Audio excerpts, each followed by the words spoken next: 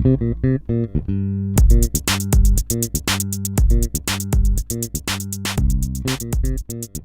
and welcome to the September edition of my book club. This month we did Dan Ariely's Predictably Irrational. And at first glance you may be wondering, do we really need a book to tell us how irrational we are? All it takes is a glance outside to see that people are making mistakes and not acting logically all the time. So what does having a book like this tell you about it? Well, I think it's not the second word, irrational, that's important here, but the first word, predictably. And this is the idea that we're not just making mistakes at random. It's not just because we're not smart enough that we're making mistakes. It's because the way our brain is designed leads to systematic errors, meaning that we make the same kinds of mistakes over and over and over again, even when that's not in our best interest. This is a very interesting topic. It's been something that I've been interested in for a very long time. It goes by the names of biases and heuristics when we're talking about psychology. Additionally, it's been applied to a certain subfield of economics called behavioral economics. This is a field essentially started by Daniel Kahneman and Amos Tversky, two psychologists that found that contrary to the classical assumptions of economics, the classical assumption is that human beings are rational, that they're trying to maximize their utility and make correct decisions. And even if they make mistakes, they average out in the long run. So if you get 100 people and 20 of them overspend and 20 of them underspend, well, on average, it works out. Well, in this case, it's not like that, because what we found is that maybe 60 or 80 of those people overspend, or 60 or 80 of those people underspend. So it's not just that there is an averaging out, that when we look at behavior as a whole, most of the time we make the right choice. There's certain situations where most of the time we make the wrong choice, or we behave in ways that don't really make sense. And I think there's two real reasons to read a book like this and to research biases and heuristics in this subject. The first is that if we're making systematic mistakes, then that suggests that we might be able to counteract them. If we know that we're going to make a certain type of mistake, well, we could either try to limit its influence in our life directly, or maybe we could control our environment if deliberately restricting ourselves is impossible. The second thing that I think is interesting about this is that if our brain makes a systematic kind of error, that sort of suggests also how the brain is working. So seeing the bugs in the software, so to speak, is really a way of understanding how the software was written and how it works. So really, it's not just that this is some little quirk or defect from perfect irrationality, but this is maybe a deeper picture into how our mind actually works. So I want to go over just briefly some of the main biases, some of the main deviations from irrationality that were talked about in the book right now. And then after, I'm going to have an extended discussion with Vat Jaiswal. We're going to talk about some of the practical implications of this. So one of the first things discussed is the idea of relativity. This is that we don't make decisions absolutely, but relative to something. This is something you probably have experience with. After all, if you're going to buy a car and someone says, hey, you know what? You can get leather interiors for another $3,000. Well, if you're spending $30,000, $35,000 on a car, maybe that doesn't seem like that much. And you're saying to yourself, oh, well, I'll pay for that. But maybe that same person, if they were considering getting a $3,000 leather couch in their house, would be like, oh, that's too expensive. I can't spend that much money on it.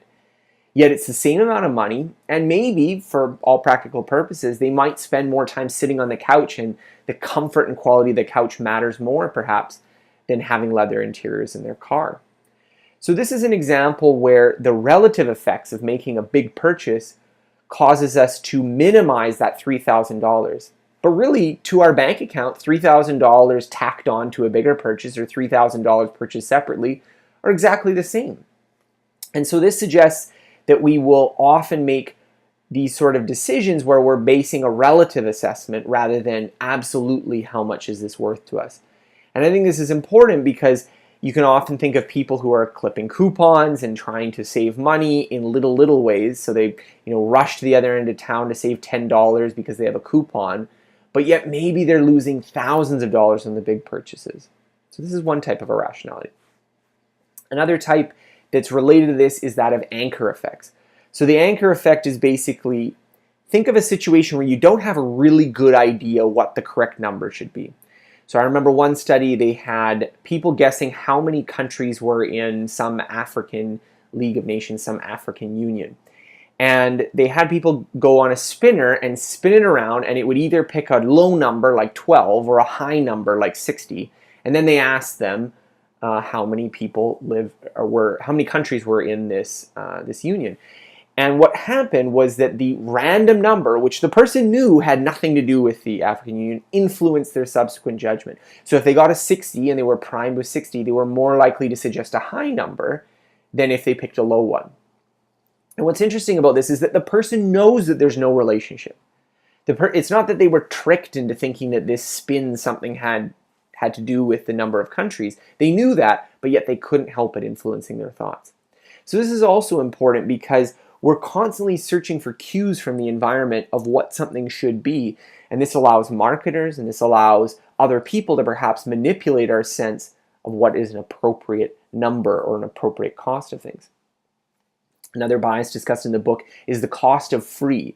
So classical economic models will say that, well, we should respond equally to an equal change of price. So if we lower something by 5 cents, from 10 cents to 5 cents, or from 5 cents to 0 cents, that should have a similar impact on our propensity to consume it.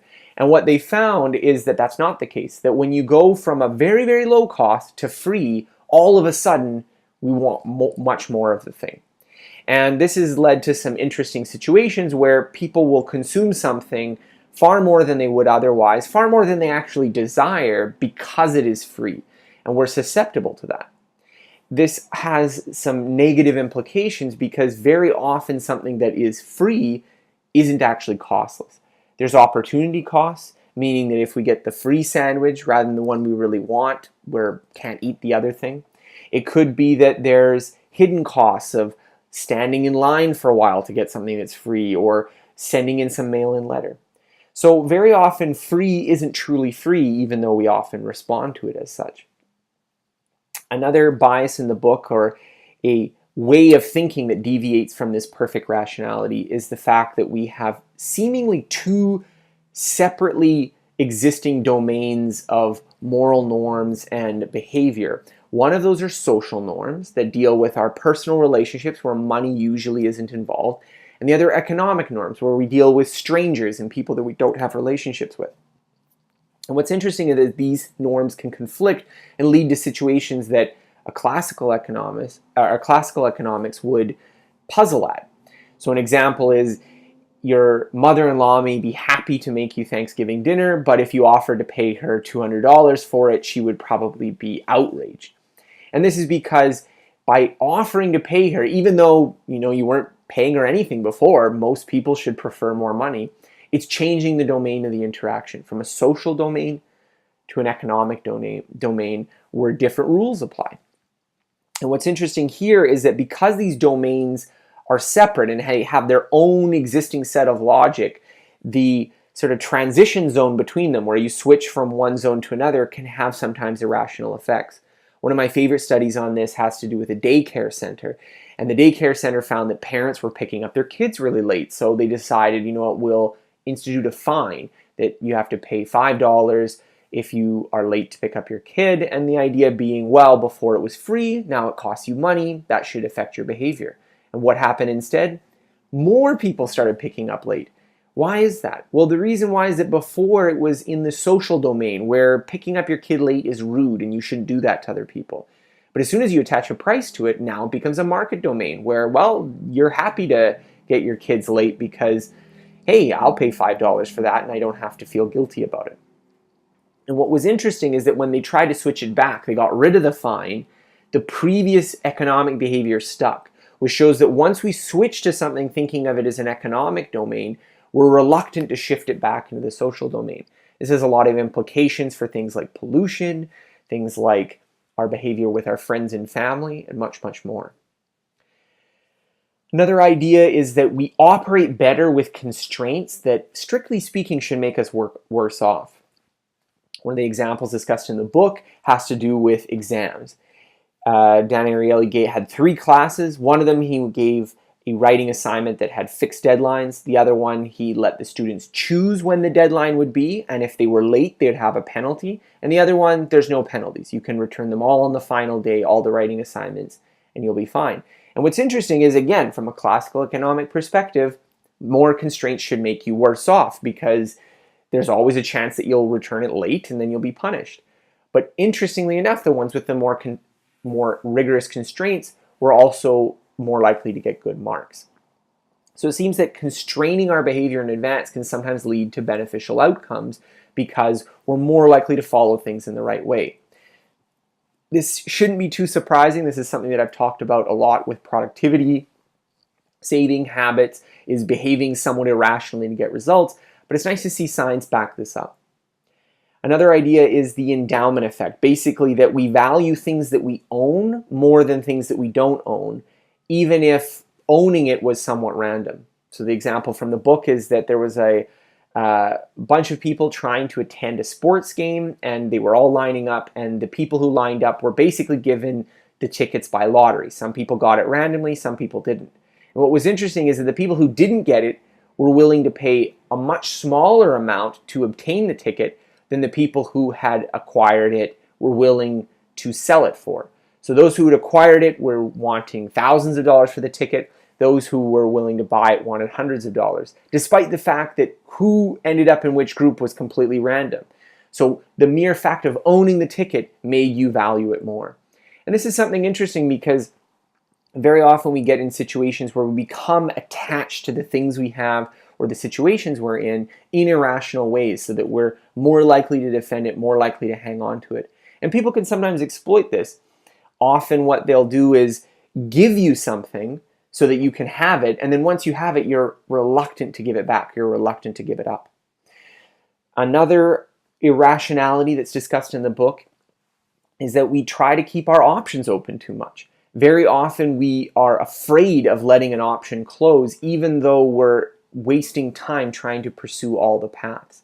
So you can often think of this in the person who wants to have triple major because they don't want to shut any doors, or the person who, they're dating two people because they're worried that, well, if I break up with one of them, I might make the wrong choice. And the interesting thing about this is that this is often counterproductive, because what we need to do is invest in one option, and by spreading ourselves over many, many different options, we end up worse off. Another idea that was discussed in the book was the placebo effect. Now, we all know the placebo effect is something where if you give people medication or you give people some kind of treatment that doesn't actually work, but they think it might work, then they actually do tend to get better, and it impacts things differently. For things like pain and stuff, it can be very, very powerful. For other things, maybe less so. But what's interesting about this is that the placebo effect is also sensitive to price. If you give someone a $10 pill, they will believe that it works better for treating their pain than if they get a 10-cent pill. So this shows us that our ability to perceive how effective things are is often based on price. So if something is really expensive, we perceive it as being better than if we don't. A final one I want to discuss is that of expectations, that when we are in a situation, our own expectations color our eventual experience, even when that doesn't make sense. So one of the examples discussed in the book was of beer. They gave 2 samples of beer. One of them was normal beer, and one of them had some drops of vinegar in it. And if you didn't tell people that they had the vinegar in it, most people actually picked the one with a little bit of vinegar. They liked the taste. But if you told them that it had vinegar first, people disliked that beer. They said, oh, it isn't very good. I don't like it. So it shows that the idea of knowing that there's something you think will taste bad makes the thing taste bad. And this is, I think, a very interesting effect, because it shows that so much of the things we consume, from fancy products to fine dining to consumer goods, is influenced by our perception prior to the fact of, is this going to be good or not? So this is a lot of ideas to digest. I think the best way is probably read the book. You can get a lot more detail on some of the effects I discussed, as well as some other ones that I didn't have time to discuss in this summary. But really, I think the big, broad picture of this is to open your mind to the idea that maybe you're making mistakes and maybe you're behaving irrationally in systematic ways. Now I'd like to transition to a conversation I had with Vat Jaiswal about this idea, about some of the ideas in the book, and in particular how they affect us practically. How can you exploit the fact that you're somewhat irrational to make mistakes perhaps a little bit less? So today we're discussing the book with Vat Jaiswal. Vat, as probably some of you might remember, he was the guy I did the year without English with. So we were traveling for a year learning languages. And I thought it would be interesting because he had also recently read this book to come in and have this discussion with me about Predictably Irrational. So Vat, what did you think of the book? Um, I think the book is really interesting, and I would encourage all the listeners to, give it a read because it talks about how we're irrational, and not just irrational, we're predictably irrational. So we all have some biases towards doing something that we're actually thinking we're doing one thing and then we do something else. So I thought the book was really interesting just from that perspective. Absolutely. And I think there's sometimes a feeling of, well, isn't that obvious? Isn't it obvious that we're irrational? But I think what Dan Ariely says in the book, which is so interesting to me, is that this predictability of it, the fact that we are systematically making kind of incorrect choices, is more than just, that we're not very smart or we can get tricked or that there's this kind of thing, but that there are systematic ways that we make the same mistakes over and over again. And obviously, if there's systematic ways that we make mistakes, there's maybe systematic ways that we can correct for it. That's true, but I also remember reading somewhere in the book where the author was saying that he's also, falls for these biases. So I don't know if there is a clear, like, if you know about these biases, you can correct yourself. I think we're all like kind of stuck with some things, but it's good to sort of know, and then we might be able to mitigate some of that. Yeah, that's actually a really deep question. I know in another book on this topic, Thinking Fast and Slow by a really famous researcher on this topic, is very interesting in that regard as well, because it's his opinion of it is that these are sort of inescapable, that like these biases we have, that maybe if we really train ourselves, we can overcome it in some narrow situation, but then you go to a different situation and they're back again and they're there to afflict us. So I think that is a real interesting point, that maybe these biases are not something that we can escape, and if they can't escape, what do we do about that? Like, is there some way that we can mitigate it by changing the environment? Because clearly just, all right, I'm not going to be irrational, doesn't work all the time. I think there are certain things definitely that you can correct in your behavior to sort of um, mitigate these biases, but I don't think they will completely go away. So I think the benefit for all the listeners for reading the book would be becoming aware of how these biases come into play in our daily lives and the decisions that we make. And so I think knowing about it helps a little bit. For sure, for sure. Well, so let's talk about it, just a couple of them, because the book goes over a number of different biases, a number of different ways that we are predictably irrational, as the title of the book suggests. But let's just talk about a couple of them. So the first one that I want to talk about, which I thought was very interesting because this is something that you have deliberately designed your environment to kind of try to overcome this, is the one on self-control and procrastination. I know this is a topic that's very interesting to a lot of people who are reading my blog because they want to be more productive, they want to get more done, they want to accomplish their goals, and issues of self-control, discipline, these kind of things get in the way. And so in this chapter, he talked about how one of the deviations from rationality is that if you give people more constraints, in particularly give them ability to sort of hinder their progress, they might actually do better. So the study in this particular chapter, I believe it was chapter 7 of the book, was about exams. So I think the author, he took 3 different classes and he gave them different conditions for how they could be graded. One of them, he just was a normal class. He gave them fixed deadlines for when they could do the exam. The other class had papers that they had to write, which they could assign their own deadlines. So they could pick these deadlines in advance, and if they were overdue with their papers handing it in, they would be penalized. So they would get marks taken off for every day that they were late. And then the third one, it was just, you could hand it in anytime you wanted. There was no penalties. You could hand them all in on the last day. And interestingly, the ones that had constraints, even the ones that had these self-imposed constraints did better, which really flies in the face of rationality, because you'd think that having no penalties would make you more proficient than having some penalties, but it doesn't turn out to be the case. And so I wanted to talk about this in the context of what you do, because you are somewhat interesting amongst our friends in our friend circle, because you have a lot of self-imposed constraints that a lot of people are like, why are you doing that?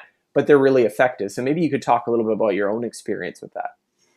Yeah, and just before I talk about my own experience, I remember, forget exactly which book I was reading this about, but it was a book on psychology, and they were saying about putting restrictions. If the restrictions are self-imposed, they are much more effective because you're the one who set the limits, and there's a kind of you feel more responsible and in control when you set your own restrictions, as opposed to someone else coming in and telling you what to do. So in my personal life, for example, for productivity, for working, I would use, applications on my computer that block, it starts at, like what I have right now, it starts at 8 a.m. and then it ends at 5. So I'm not working all day. And then during that time, all the social media sites and all the sort of sites that you can waste time on, YouTube or whatever, are all blocked. Now, this is a restriction I've set for myself, and the restriction, this happened through observation when I was looking at how I'm wasting time and how much more productive I am when I'm not using those sites. So after implementing this sort of restriction on myself, I find my productivity is a lot better. And I've been doing it for a number of years now. So that's one of the ways where, we're all irrational. We know we shouldn't be wasting time on if you want to study or work, but we all do that. So there's applications that can help you with that. And I've been using them with a lot of success. So what are some of the applications that you've been using? Just because I know some people right now are curious, what are these applications that you're using to be more productive?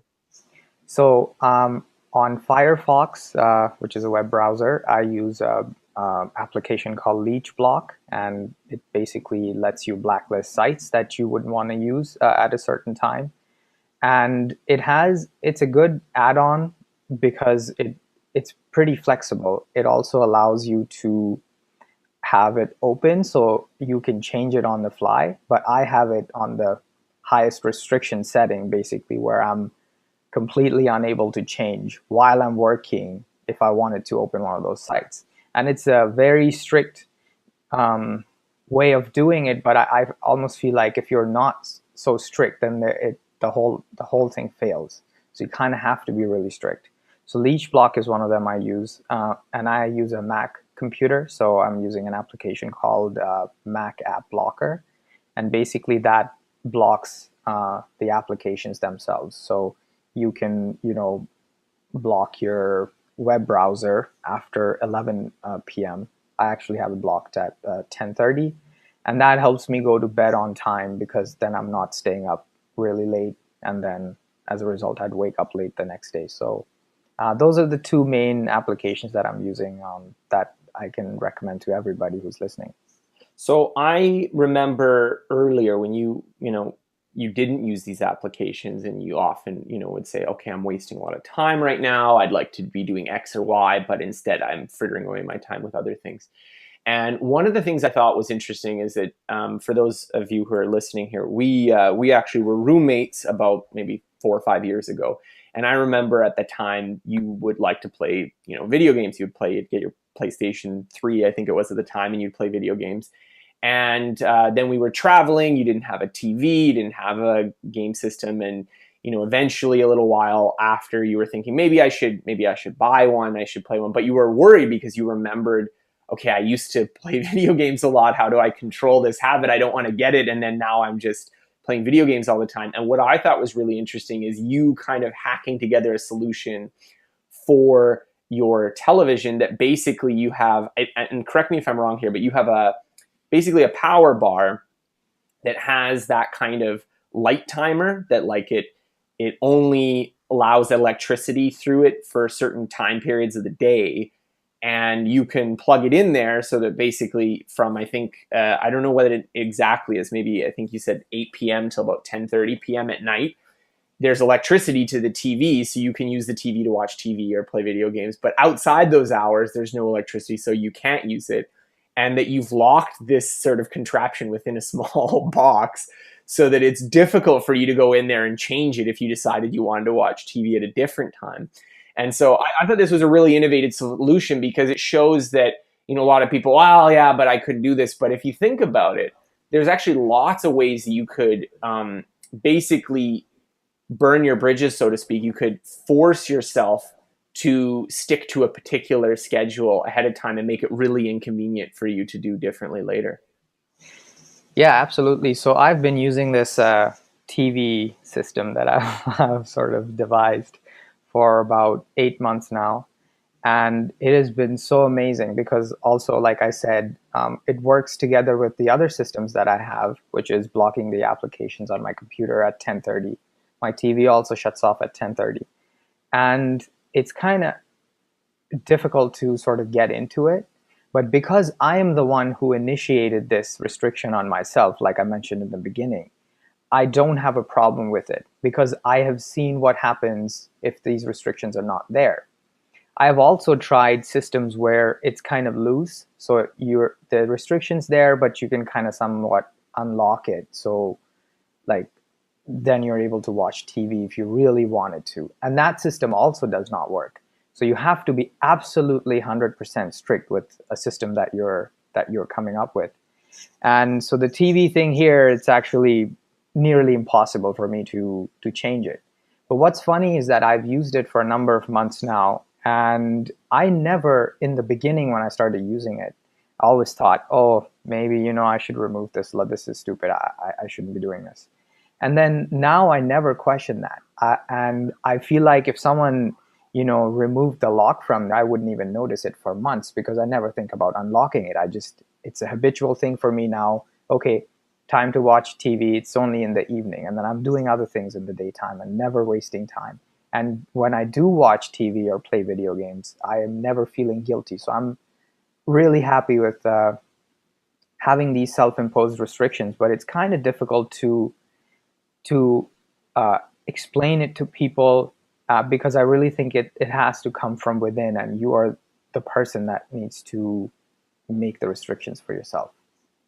Absolutely. And, I think this is also an example of how, well, you have this bias, but also maybe how you can overcome the bias or overcome the irrationality by changing your environment. So on that note, I want to talk about some of the other biases that are talked about. It's not just about procrastination. And one of them is about the cost of free. And this was an interesting chapter that we were talking about a little bit before we started the recording, in that when something is free, when it goes from being 1 cent or $1 to costing nothing, suddenly our brains stop working. We become irrational. We pursue it with a vigor. We decide we want more and more and more of it. And one of the reasons this is irrational is that often we fail to include the other costs involved, so that we are, more likely to pursue something when it's free, but we don't consider, well, hey, maybe there's opportunity costs, or maybe there are other examples of costs. Now, I want to give a little example of something that my fiance was telling me. She was walking by McDonald's the other day, and she saw this line stretching out of the McDonald's, and she was like, what's going on here? Like, why is everyone lining up at McDonald's? Well, it turns out that it was free ice cream day at McDonald's, and people were giving away this ice cream. So people were lining up around the block. Now, I'm pretty confident that the ice cream at McDonald's maybe costs like $1. Like, it's not very expensive. And yet people are waiting in line for 15, 20 minutes. Now, in what world is your time worth so little that $1 ice cream is worth spending maybe, 20 minutes standing in line at McDonald's to get ice cream that's probably not even that good? If someone were to say, hey, this ice cream is now 30 cents, you'd probably be like, oh, that's crazy. I don't want that. I'd rather have a nicer ice cream, or maybe I don't feel like eating ice cream right now. But as soon as it's free, you want to get it. Exactly. Yeah, exactly. It was a very interesting chapter to read in the book. And this is a bias that we all fall for. I mean, I fall for the free shipping all the time. I don't know. What are some free biases that you fall for, Scott? Oh, geez. I think you're absolutely right. Often when something is costs a little bit, you're suddenly more, ooh, maybe I shouldn't pay for that. You know what I mean? Yeah, yeah, And you're like, I don't know about this, but if it's free, then why not? Why not? And I think sometimes this also comes into play when you are looking at a bigger package. So it's not often just that something is strictly free, like an ice cream, or in the chapter they did a study with, I think it was Hershey's Kisses, but that it's often the case that you can look at something that maybe does have a cost, but there's something free added on to it, and that kind of triggers the same irrationality that fails to have us consider the larger picture. So I think one example of that would be paying for things that will save you time or will save you a lot of effort. I think I'm trying to remember exactly what the situation was, but there was a situation I believe where I was using this free solution that was much more inconvenient than just paying a little bit of money to solve the problem. But it was like, well, but this one is free. But when I look at like, well, actually, it's wasting my time doing this free option. It doesn't make sense. It doesn't make sense. And so I think that the irrationality here is our failure to consider broader context, and that's not only the associated costs. So if you get like a free bonus with some sort of paid product that you don't want, yeah, then there's an associated cost. Sometimes it's the opportunity cost. So lining up for McDonald's and getting that ice cream is an opportunity cost. You could spend that time doing something else. I always like to think of one of the lessons that really hit me was when I was early on as an entrepreneur was people saying you have to start pricing your time. And I think there can be drawbacks to this if you say, well, every hour of my time is worth, $50, for example. yeah, There can be drawbacks because sometimes, the amount of value you get for your time is lumpy. Like you can do one change in 10 seconds and it'll, maybe make you a few $100s as an entrepreneur, or you can spend hours and hours and there's no real obvious return to the time. So it is hard to do that. And I understand that critique. But at the same time, I think pricing your time is important because it automatically makes you consider the cost of these sorts of things.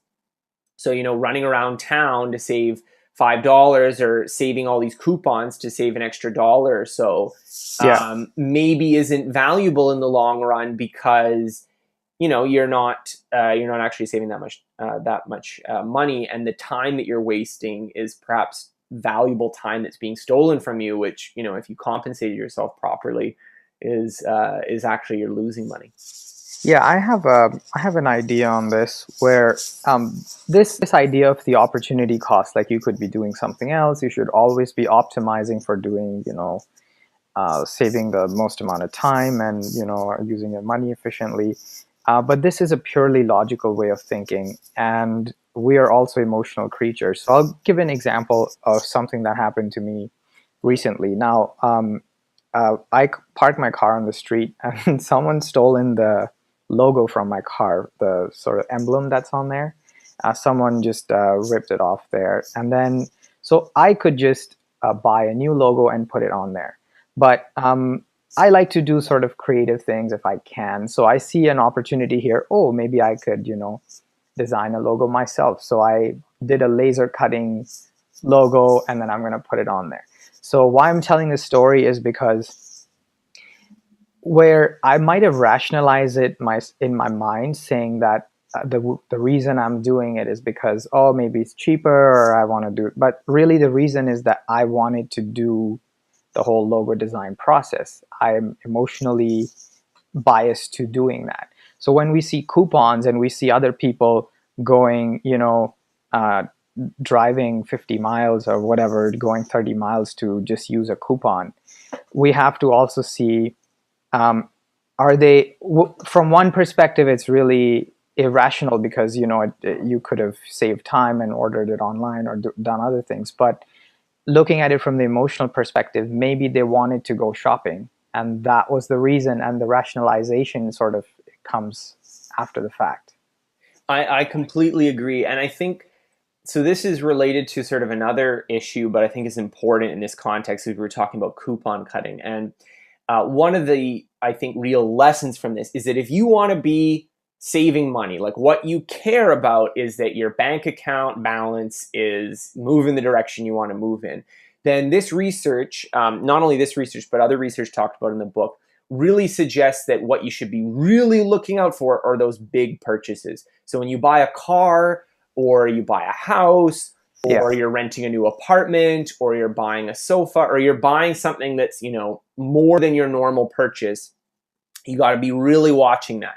Because if someone says, hey, this is, a $5,000 add-on, well, normally if you were spending $5,000, that'd be a huge purchase. You wouldn't just make that lightly, but maybe you're buying a $30,000 car. So adding another $5,000 by the time, when you add it into the monthly payment or something, it's not that big a deal, right? And so you Yeah. make that decision, even if it doesn't add that much value compared to something that you would independently purchase of $5,000. And at the same time, you might be trying to, if something costs, you're buying some groceries and it costs $10 at one place and $5 in another place. You're like, oh, what a ripoff. I'm not paying $10 for this. But you have to save a lot of $5 on groceries to save $5,000 on a car. And so this similar situation is coming up where if you are trying to actually worry about the money, if that's what really matters to you, then being selectively frugal or being extremely conscientious on those big purchases is what matters, not so much the coupon cutting. However, and you bring up a really good point here when you talk about the emotions of it, maybe what we're doing when we're trying to be frugal is not actually trying to maximize our bank account. Maybe what we're trying to do is create this feeling of frugality, this feeling of that I'm being this Absolutely. smart consumer. And so cutting the coupons, even though it doesn't have that much of an impact, is this creating this identity, this feeling that I'm thrifty and I'm smart with my money, etc. No, being frugal feels good. I don't know. Every time I'm able to save money, I kind of feel like, oh, that was smart of me to be able to save money like that, So it's an emotional thing. And I think that's kind of what we're chasing more than actually saving the money. So I think that's an important thing to consider, because I think you have to really look at what are your motivations for things. Are your motivations to get this particular result? Like, you're really in debt and if you don't save money, you're going to be in a crisis. Or are you trying to feel a particular type of lifestyle? I know this also often happens with health products too, where they have like health products that, they're not actually that healthy for you, meaning that they have quite a bit of extra calories, but they also kind of taste bad. Like I can think of something, and no offense to anyone who really likes kale, but I've seen some kale salads that, kale tastes worse than lettuce. I'm sorry, I'm just saying this. It tastes worse than lettuce. It's like a more plasticky version of lettuce, but it's also super healthy. But there was this kale salad. It was like covered in some kind of dressing. So the calories weren't actually that great. So it's not actually a really good health food, but it's got kale in it. And I just remember they were selling it in some health food kind of environment. And I can just imagine a lot of people buying it. And now maybe it's not that healthy, but it gives you this feeling of asceticism. It gives you this feeling that, oh, I'm, saving myself this healthy item. And I think we need to really weigh that into our calculation, not just, well, am I trying to lose weight? Am I trying to be objectively healthy? But also, do I get some kind of pleasurable feeling from maybe eating this kale salad because I'm doing something that's, quote unquote, good for myself? So I think that's something that we really need to weigh in and maybe not discount, as you're right, that this emotional calculus is important. Yeah, one last example before we move on to the next section is studying. And I've wasted a lot of time as a student sitting in the library, but not actually studying, but sitting in the library, because sitting in the library gives you the feeling that you're actually studying, even if you're not. And so that's another one of those, it gives you the emotion, the feeling of studying. But really, if you actually wanted to study, you could study anywhere. You don't need to go to the library. So again, the emotions come into play when we're looking at these biases. Absolutely. So on the last bias or irrationality that I wanted to discuss was actually two chapters, one about expectations and one about the placebo. So the expectations is just that our expectations of an event strongly color how we later experience it. So the study they gave there is they gave some free beer. And I think one of them was a normal beer. I think it was Budweiser or Sam Adams or something like that. And then the other beer, they had added some balsamic vinegar to. And interestingly enough, people often, when they didn't know it had vinegar in it, would pick the vinegar beer. But if they told them that it had vinegar in it before they got the beer, very often they would sort of, scrunch up their nose and go, "Ugh, this is gross," when they would give it a little try. I want the regular beer. And what was interesting for me is that if you told people after they had already enjoyed the beer, hey, what we did is we just took some regular beer and added some balsamic vinegar to it, they were much more willing to say, hey, you know what, I actually like this. And so it shows that people did like the vinegar beer, but that they were much more skeptical of it, and that later influenced their perception of it. So this chapter on expectations is very important. And then that led to another chapter related on the placebo effect, that basically if you give people more expensive, and I'm using quotes here, more expensive treatment, even if it's not effective, they'll believe that it's more effective. And this, I think, goes with this whole idea of our expectations influencing our perceived reality. If we get a more expensive, quote unquote, pain medication that's really just an inert pill, we believe that it was better and we don't feel as much pain later. So this is a really interesting question, I think, for how do you implement this? Because the other two ideas that we talked about have some kind of obvious, well, this is maybe how you could implement this in your real life. But the expectations is really counterintuitive, because if we are irrational with the respect that we have certain erroneous expectations and that actually can have positive effects later, well, what do you do with that? How do you deceive yourself? Should you deceive yourself? Should you deceive other people? Well, what do you think about this? I think we can use the placebo effect to our advantage. One example I could give from my own life, another one of my self-imposed restriction experiments, was I was doing that for about 8 months, about 2 years ago, where I decided I have to go to the gym every single day. And it's non-negotiable. But actually, the restriction wasn't that I have to go to the gym and work out. All I have to do is just enter the gym or just touch the front door, and then I could leave. And the reason I was doing this is I remember I read another book which was talking about placebo effect. And what it enables you to do is when you even just touch the door and come back, what you're doing is you are starting to think in your own mind, I'm the type of person who goes to the gym every day. And that is really important, because over time, even though it's a placebo effect, you may not actually be working out. It helps you to actually become the type of person who goes to the gym every day. So placebo effect is very strong. There's another experiment that there's many experiments that the author mentions in the book, and I think people should read about that. What's one of the placebo effects? Scott, I know you've done a lot of productivity type experiments. Can you list something from your own life? So I think this is really interesting, this topic, because on the one hand, I'm a kind of pro-rationality person. I don't like believing in superstitions. I like to know the truth about things. Vat's laughing. He knows this is the case. I am very reluctant to believe things that don't have any evidence, or if I've read something that shows that they do have evidence against them. But at the same time, I believe I'm receptive to placebo effects. So one example for me was back in the day, and I've written about this on my blog, that I'd taken a course in speed reading. And I was convinced that this worked, that this speed reading worked. And I used it, and I was reading a lot more books. I was reading them faster, blah, blah, blah. And I was so impressed with it that I wrote an article about it. Now, flash forward a few years later, and I'd kind of fallen out a little bit from using some of the speed reading techniques that I had originally learned. And more importantly, I'd started to get these sort of hints that, speed reading doesn't work. So I'd read on a website somewhere, someone would say, well, speed reading doesn't work according to such and such. So I decided, you know what, I'm actually going to do the research. And I do all the research and I find out, guess what? Speed reading doesn't work. Well, not that it doesn't work, but it doesn't really work as advertised. That essentially speed reading is a type of skimming, that you can read faster, yes, but also comprehend a lot less. And the whole premise of speed reading was that you could read a lot faster without losing any comprehension, which doesn't really seem to be the case within the bounds that are typically advertised. So now I don't recommend speed reading to people. I don't recommend it as a tactic for that reason. But I think about when I started speed reading, and was that some kind of placebo effect? Was the fact that I really believed in it?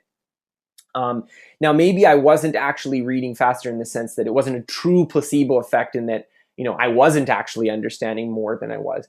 But it did Yeah. encourage me to read a lot more. I was reading more books and doing this because I'm great. I'm doing all this speed reading stuff. And so I think about that with a lot of the productivity techniques that I use as well. How much of those are influenced by my own expectations of them working? I advertise things like fixed schedule productivity or weekly daily goals, or, the Pomodoro technique. And sometimes I wonder how much are those influenced by my own belief that they work. So if I tell someone, hey, use this technique, and then they say, you know what, Scott recommended it, he's a productive guy, maybe it'll work for me too, that they Yeah. convince themselves that it works, whereas, I could have suggested anything and it would have worked. So I think this is interesting for sort of two reasons. One reason is, well, that really undermines a lot of your beliefs about things. If you think that this placebo effect is real and pervasive, how many of the things are you doing that you believe Yeah. work don't actually work? But then the other part of it is that, well, does that really matter? Like, if you're using things and they don't work in the, like, double blind, medical evidence based method, but they do actually have an effect because of your expectations, shouldn't we be exploiting that? Like, if we restrict ourselves to only the things that work on this really high evidentiary grounds, are we not robbing ourselves of this potential benefit of the placebo effect? Yeah, I think we can all exploit the placebo effect. We should maybe focus less on that this is some kind of irrationality, and more to sort of help bring real change in our lives. I know there are listeners here who would like to make personal change in their own lives, whether it's getting in better shape, or saving more money. We can exploit these placebo effects, and you can sort of devise your own experiments to help you get there. So if you currently think you're not the type of person who can save money, basically the author goes over it in the book, where your experience is shaped by what you think. So if you can get to a point where you actually start believing that, oh no, I'm really good at saving money, you might actually be really good at saving money. So I would say that you exploiting the placebo effect is one can really use it to their benefit. So I want to just switch with a more thought-provoking topic, because we've talked about inflicting, you could say, or benefiting from the placebo effect on ourselves. And I think, as I said, on the one hand, I feel like as a rational person, uh, this shouldn't work, right? If you know you're deceiving yourself, doesn't that undermine it? But yet it seems to work actually a lot It of the seems time. to work. To have Yeah. this ability to have this duality, that maybe we know something isn't fully effective, but we still convince ourselves that it sort of works, and we're able to play into this irrationality. But another part of it, and I think this is the more interesting question, is should we be using the placebo effect on others? So I'll give an example. Let's say we have some medical issue, some disease that isn't treatable by modern science. There's no known effective therapy for it. Should doctors be prescribing people placebos? If the idea that the placebo, for whatever effect it is, might work. Like, let's say it's some chronic pain, there's no known effective treatment for it, should we be giving people placebos for that? And I want to extend that, because maybe you have an answer to that in one way or another, because we think of, doctors as being upstanding people. Should marketers sell sham products? So let's say that there's some particular non-medical reason that you would want to have a product that there's no real known way to fix that problem. Should marketers sell products that don't actually work and hype them up as working if it has a placebo effect? Should the person who sold me the speed reading course have done so, given the fact that, later research showed that the speed reading doesn't work? And I don't really have an answer to that question. My inclination is to lean against it, that I think that you shouldn't do that, because I worry about the long-term effects of eroding trust. Again, one of the chapters in this book is about how sham marketers and stuff have eroded our trust, and that has negative effects. So while the placebo effect has kind of a net positive effect from duplicity, dishonesty might have a net negative effect, that we're less likely to trust even the true statements that they give us. So I think there's considerable danger in doctors prescribing medicines that don't work, because it might undermine our institution of medicine, that belief that doctors give us medicine that works. But at the same time, you can't help but wonder, is there an appropriate level of, of this sort of helpful lying to the benefit of the patient Yeah, or customer? this is a kind of sticky topic because it really depends on what we're trying to achieve. But I'm wondering about the speed reading that you mentioned, the course that you took. If let's say the author of the course had told you it only works through placebo effect, would it still have the same effect on you? Well, I don't know. I don't know. And I think, again, this is important for me to mention with speed reading. I don't believe that when you take a speed reading course, you read faster through the placebo effect, because when they've done studies on this, so I think it's important to clarify this point. It's not the same as the medicine experiment, where people do report feeling less pain with a sham medical pill. It's not the case that speed readers using an ineffective technique actually read faster, because then speed reading would work. The thing is that they really do believe that they're reading faster with no comprehension loss, but that they do actually have considerable comprehension loss. So I think that's important to Yeah. weigh in there, that it's not the same kind of placebo effect that we're talking about. What I'm talking about with the placebo effect is that the speed reading caused me to read more, that I became convinced that this was working. And so I was reading a lot more books, and I was excited about reading, and it was helping my identity in that way. And that's a really hard question. I don't know if I'd gone back if you had told me, well, this speed reading doesn't actually work, but if you believe in it, you might get excited and read a lot more. I Well, don't maybe know. speed reading isn't the best example to Yeah. pick for this. Let's just say that if I told you, some trick for going to the gym, and you know that it only works because it's a placebo effect, but in the long run, let's say a year from now, it will help you establish some kind of habit. Would you still use the placebo effect to your advantage, knowing that it only works through placebo effect? Someone who is really rational person might actually reject it based on, this kind of irrational behavior. So I would absolutely use the placebo effect in this situation if, as I said, my worry about it is it undermined by your own belief in the placebo effect? But I'm not sure that it is. I think, as I said, the more interesting question for me is, it's fine. It's one thing to use the placebo effect on ourselves, but when we start talking about using it on other people, that starts making it, more worrisome for me. So I just want to wrap up. I want to ask Vat, what do you think your concluding thoughts are on this book? What do you think the implication is for other people? Why should they read it? How can we maybe control the fact that we're predictably irrational? I would say that knowing the biases and how we're irrational is it's already a win. So anybody who's trying to make a personal change in their life should give this book a read. I would absolutely recommend it. And then every person's situation is different, so they'll feel differently about the book. But there's no doubt that Dan Ariely is a great writer, and he's conducted amazing experiments. I love the book, and it's written in a kind of humorous way. And everybody would find something interesting in there and can use.